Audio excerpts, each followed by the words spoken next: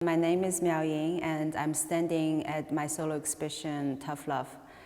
The first piece I wanted to talk about is Blind Spot.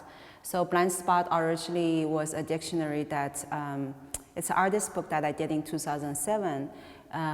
It's really like a performance that I spent 3 months and 10 hours each day, and searching each terms from the dictionary to google.cn, which is Google China, and find out what are if the words were censored by Google, I would erase the term from the dictionary, but the meaning of the dictionary is still left. So you can, when you're reading the dictionary, you can kind of like guess what's the words that were censored.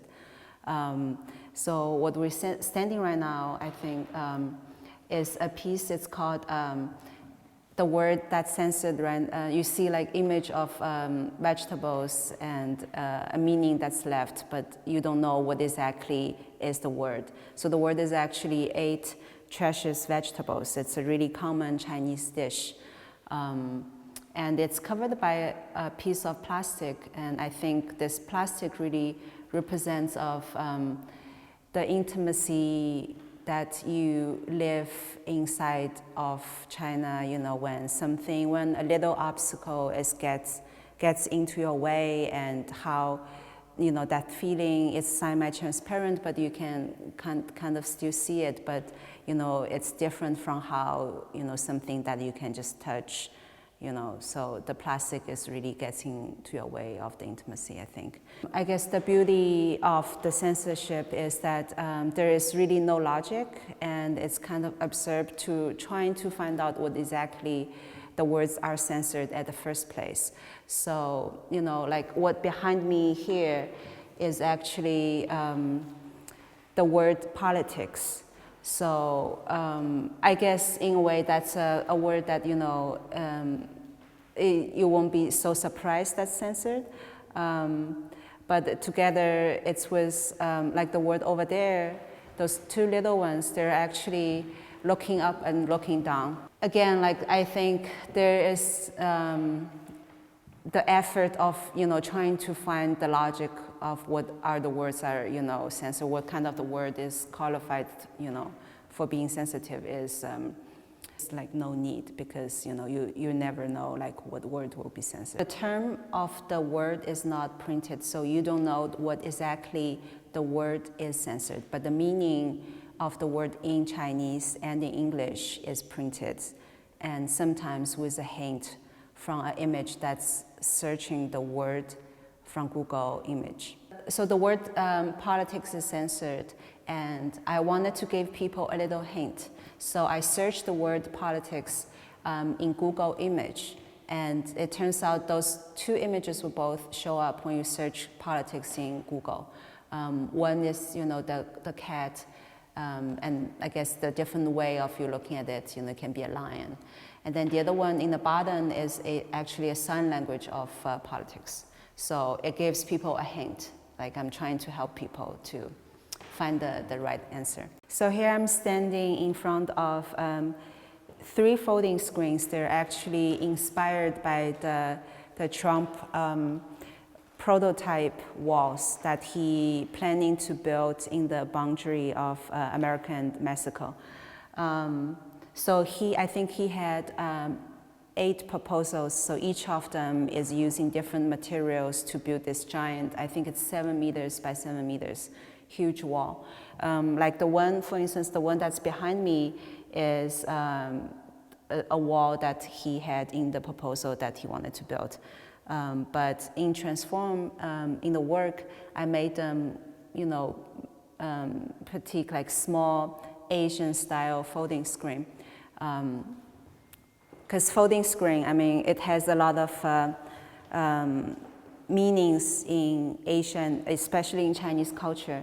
First of all, those folding screens are portable, so you can move them. It serves the opposite ideas of, you know, a wall that's standing there and supposed to be something on your way. And I like how, you know, the folding screen is a metaphor of something there, but you can always go around it. It's also a metaphor for using a VPN service in China. That's why some of the folding screen has some image that's not loud as a metaphor of, the censorship in China. But, and also I think in Chinese culture we have a big thing of feng shui where, people would like to put something in front of a space. So when you first walk in, you don't give it all away, like you don't see everything.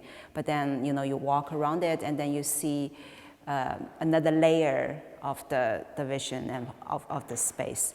So here we have each folding screen has two sides.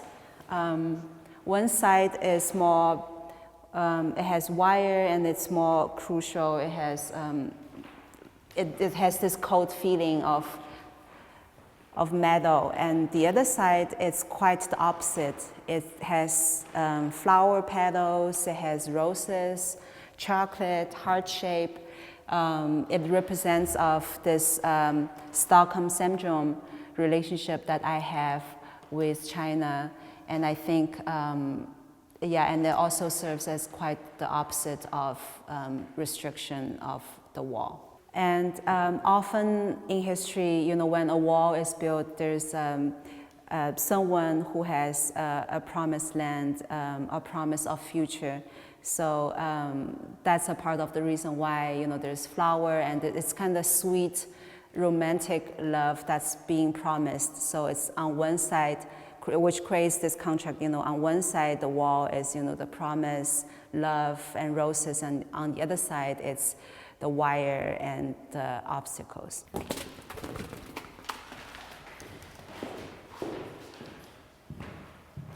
Here on this table we have the work Love's Little Document, which is a real document of me self-taught lockpicking and the tools that I used in Paris that when I was stealing the love locks. So the whole love locks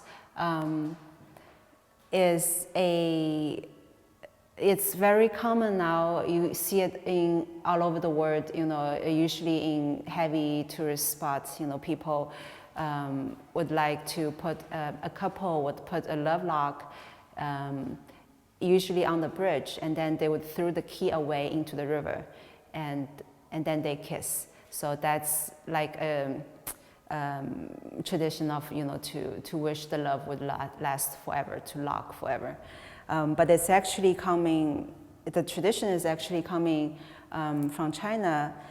And love lock also, I think,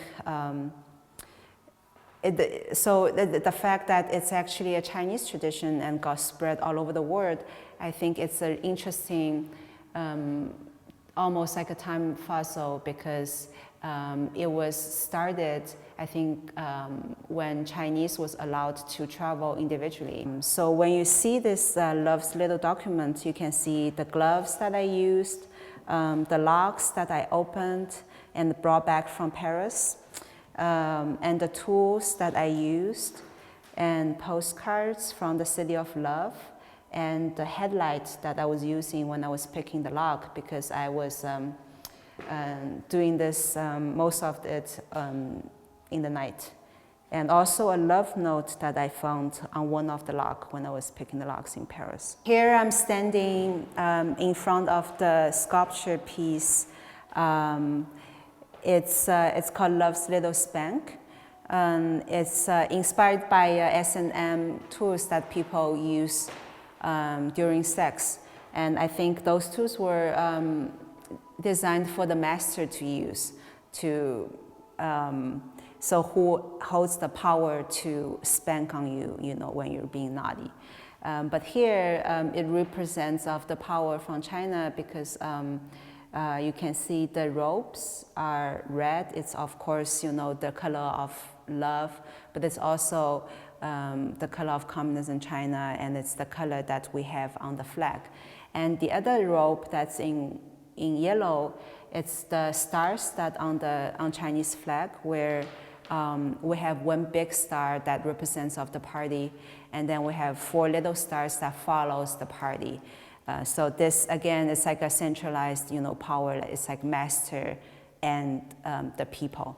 So each of them actually has a lock that I stolen from Paris. So you can see each of them has a name and the date, and it's the intimacy of the couple who put the lock there. So here we have the video.